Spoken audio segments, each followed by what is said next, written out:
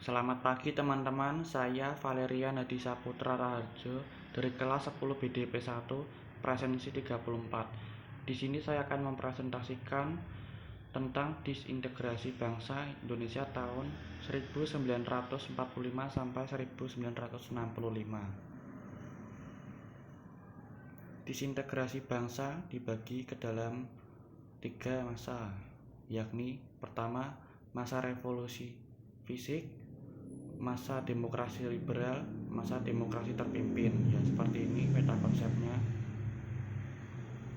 Ini pembagian pemberontakan berdasarkan babakan waktu. Pertama, revolusi fisik, kedua, demokrasi liberal, tiga, demokrasi terpimpin. Pada masa demokrasi terpimpin ada 6, yakni PKI Madiun, DITII, pembentukan RIS, Gerakan APRA, Gerakan Andiasis, dan Republik Maluku Selatan. Pada masa demokrasi liberal ada 2, yakni terbentuknya Dewan-Dewan Daerah dan PRRI Permesta. Pada masa demokrasi terpimpin ada peristiwa G30 SPKI. Apa itu pemberontakan Madiun? Pemberontakan PKI Madiun adalah pemberontakan PKI Madiun merupakan sebuah konflik yang terjadi di Madiun, Jawa Timur pada September 1948. Pemberontakan ini dipimpin oleh Musso, seorang tokoh Partai Komunis Indonesia yang ingin membentuk Republik Soviet Indonesia. Pemberontakan ini pecah ketika Musso membentuk pemerintah Front Nasional dengan merebut objek-objek penting di wilayah Madiun seperti kantor pemerintah, bank, dan markas polisi militer. PKI pun menguasai Karesidenan Madiun, Kabupaten Purwodadi, dan Kecamatan Cepu. Hal ini tentunya bertentangan dengan proklamasi 17 Agustus 1945. Akhirnya pemberontakan ini dapat ditumpas oleh TNI melalui operasi militer yang dipimpin oleh Kolonel Gatot Subroto dan Kolonel Sungkono. DITII merupakan gerakan yang berawal dari gagasan Kartosuwiryo. Tujuannya adalah memisahkan diri dari NKRI dan membentuk negara Islam Indonesia. Selain itu, gerakan ini muncul sebagai bentuk sikap penolakan terhadap isu dari Perjanjian Renville. Gerakan ini berkembang di berbagai wilayah di Indonesia, di antaranya di Jawa Barat yang dipimpin Kartosuwiryo, di Sulawesi Selatan dipimpin oleh Kaharm Zakar, di Aceh dipimpin oleh Daud Bayroleh, dan di Kalimantan Selatan dipimpin oleh Ibnu Hajar. Pembentukan RIS. Pembentukan RIS merupakan strategi Belanda dalam melakukan perubahan bentuk sistem pemerintahan Indonesia. Bentuk negara Indonesia. Bentuk negara Indonesia diubah dari negara kesatuan menjadi Republik Federal berdasarkan hasil konferensi meja bundar pada 2 November 1949. Negara federal ini hanya berlangsung 8 bulan, yaitu pada tanggal 27 Desember 1949 sampai 17 Agustus 1950. Singkatnya usia negara federal ini karena mayoritas pemimpin bangsa menghendaki bergabung kembali dengan NKRI. Gerakan APRA. Gerakan APRA merupakan gerakan angkatan perang Ratu Adil dipimpin oleh Raymond Westerling yang merupakan seorang prajurit militer Belanda yang dikirim untuk membantu mengkoordinasikan tawanan sekutu di Indonesia. Gerakan ini diberi nama Ratu Adil karena ingin mendapatkan simpati dukungan dari rakyat. Dalam ramalan Jayabaya, nama Ratu Adil dikatakan sebagai orang yang membawa kemakmuran dan kesejahteraan bagi seluruh rakyat. Tujuan APRA dan pendukungnya adalah ingin mempertahankan bentuk negara federal di Indonesia dan pada negara federal yang dimiliki tentara sendiri. Misalnya, APRA menuntut agar mereka diakui sebagai tentara negara Pasundan yang merupakan bagian dari RIS.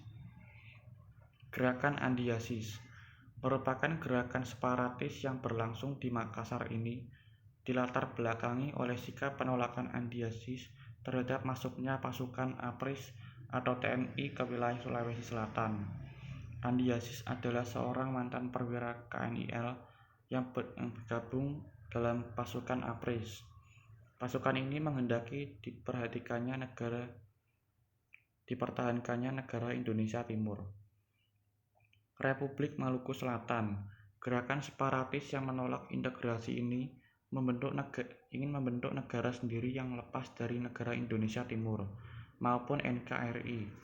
Gerakan yang dipimpin oleh Dr. Sumokil memiliki basis di Ambon dengan nama Republik Maluku Selatan. RMS menganggap kemerdekaan Indonesia merupakan hadiah dari pemerintah Jepang. Selain itu, RMS menolak kedatangan tentara APRIS atau TNI ke wilayah Maluku. Hal ini disebabkan kedatangan APRIS atau TNI tersebut bertujuan melucuti senjata bekas tentara KNIL yang masih ada di Maluku. Terbentuknya dewan-dewan daerah.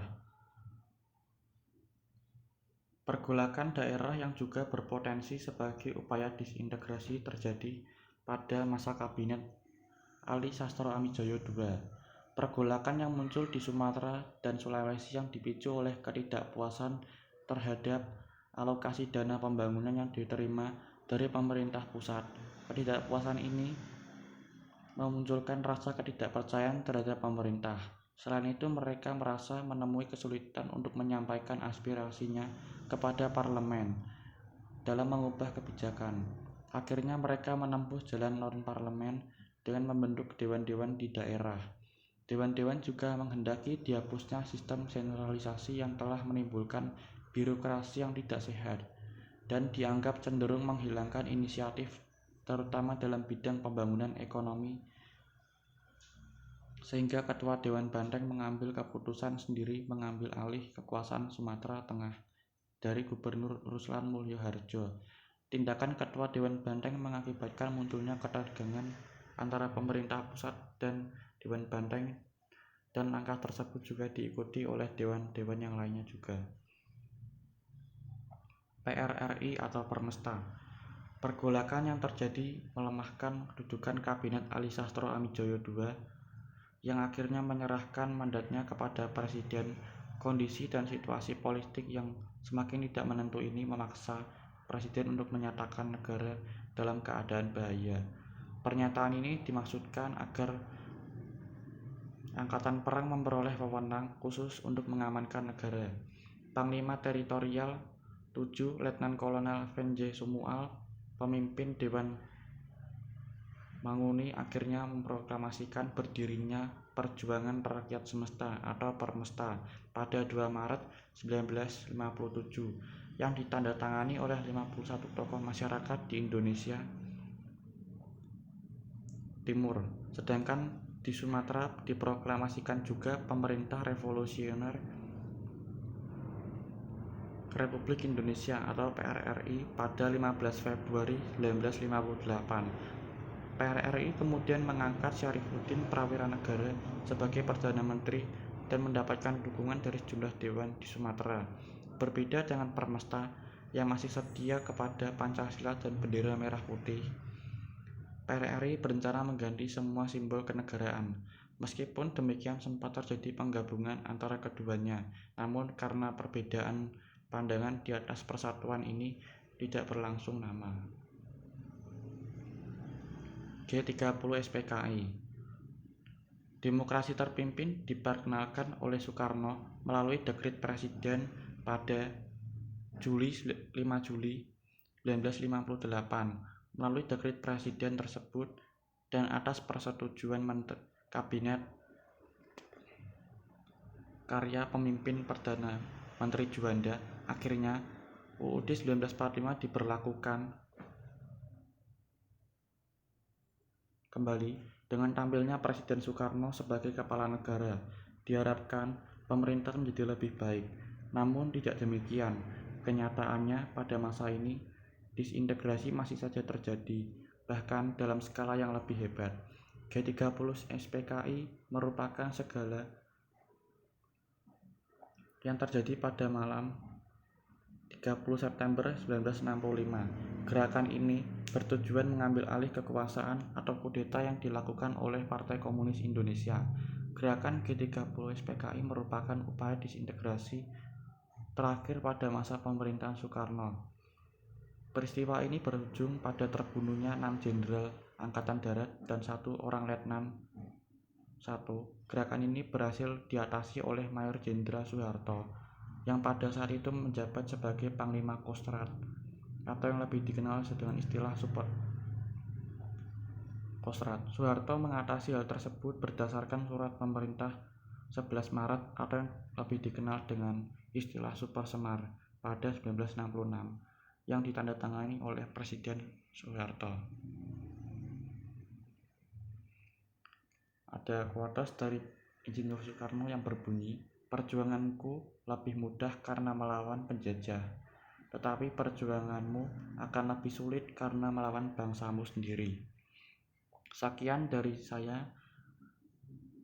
Jika ada salah kata mohon dimaafkan. Terima kasih.